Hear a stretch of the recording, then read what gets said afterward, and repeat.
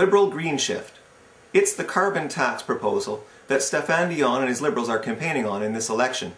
Hello fellow Canadians, my name is Paul McKeever. I'm a lawyer in the city of Oshawa, Ontario, Canada. I'm not a candidate in any riding in Canada, nor do I belong to any political party that's contesting seats in the current federal election.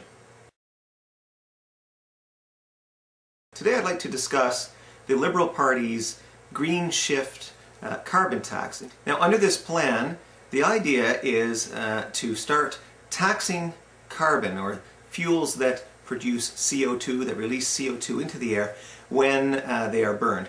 Diesel fuel, home heating fuel, fuel used to power the various industries we have across this great country, etc.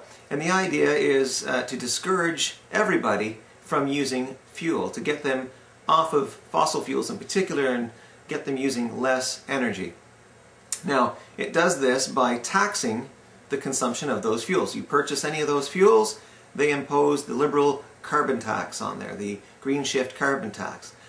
Liberal leader Stéphane Dion has been taking a lot of criticism lately on the basis that his green shift environmental plan, his carbon tax, is somewhat complex, hard to understand, difficult to prove that it works. Recently he thought he could just boil it all down in a way that every Canadian could understand, so I'm going to try and do my best to test his theory.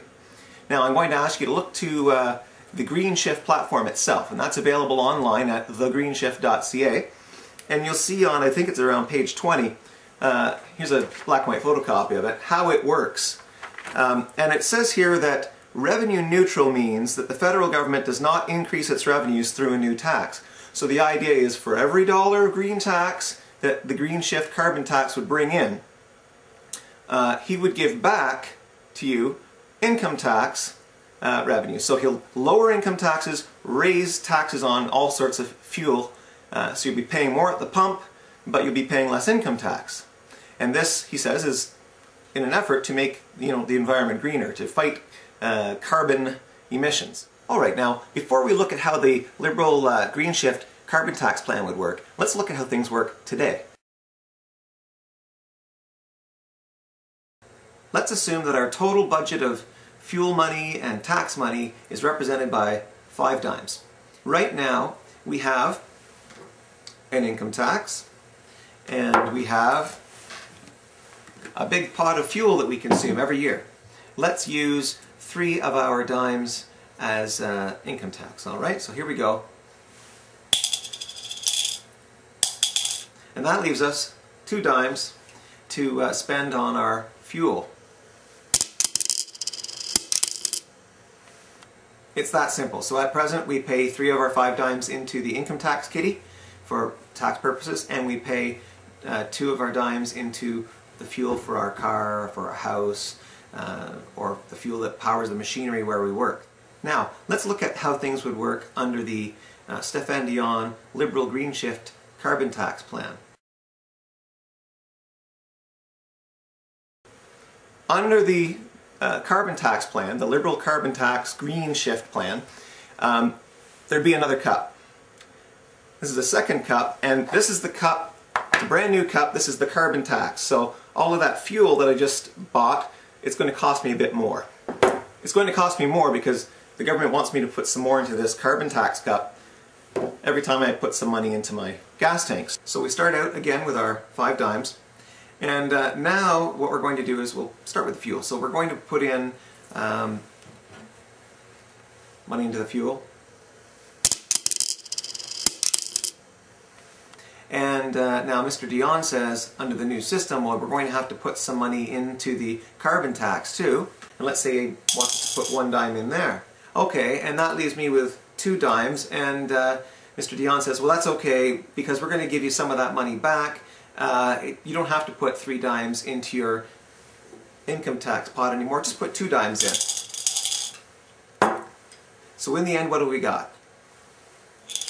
We've got 2 dimes in the income tax, 1 dime in the carbon tax, 2 dimes in the fuel pot.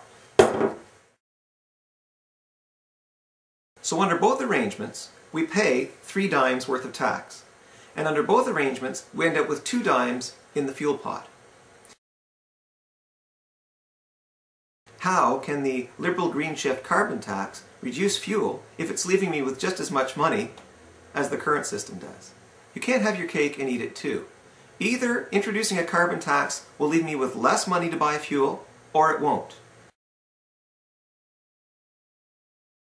If at the end of the day, he's taking $1 of extra tax in the form of carbon tax, but giving me back $1 in the form of income tax, I'm going to have the same amount of money in my pocket. I'm going to have the same amount of money to spend on fuel, and it's not going to influence how much fuel I buy at all. Or maybe I'm really not getting $1 back for every dollar I'm putting into the carbon tax, and I think that's the case. I've literally never seen a government increase the number of taxes I'm paying and it not have the effect of me paying more taxes overall. This is what I think is going on. I don't think this is a plan for the environment at all. It's a plan to increase the number of taxes I'm paying. Now, not only will I have to pay an income tax, I'll have to pay a carbon tax as well. It doesn't add up. This plan is not an environmental plan. It's another tax grab. Now, I've got to tell you, I'm an employment lawyer by trade, and I have seen more people coming into my office with severance packages because their factories are closing. Their factories are closing because the cost of carrying on business in the province of Ontario and in other provinces is getting higher, with fuel costs going higher. And here we have Stéphane Dion saying, let's increase the cost of fuel even more. When those companies are faced with higher taxes on the fuel they need to transport and manufacture those goods, they are going to close shop like many of the factories in these provinces have already done. And the people who are working in those factories are going to find themselves unable to find work in other factories because the whole industrial sector is drying up, and increasing fuel costs are a huge part of that. At the end of the day, the Liberal Green Shift is one of 2 things. Either it's a shell game where we just, collect taxes by imposing them on fuel instead of imposing them on income, but at the end of the day, the government takes just as much money and I can afford just as much fuel. So what's the point of that? Or the Liberal Green Shift is actually increasing our overall tax burden, leaving us with less money with which to buy fuel, leaving us with colder homes, cars that don't go as far, and employers that are facing, closing up shop and moving to another country because they can't afford to pay the Liberal Green Shift carbon tax and keep those machines moving, keep those trucks moving goods to the various ports or to various other places in Canada. This Liberal Green Shift carbon tax idea is a very bad idea, but worse, it's a dangerous idea, and it threatens to put a lot of Canadians out of work and at the same time leave us a lot poorer and make the government a lot bigger.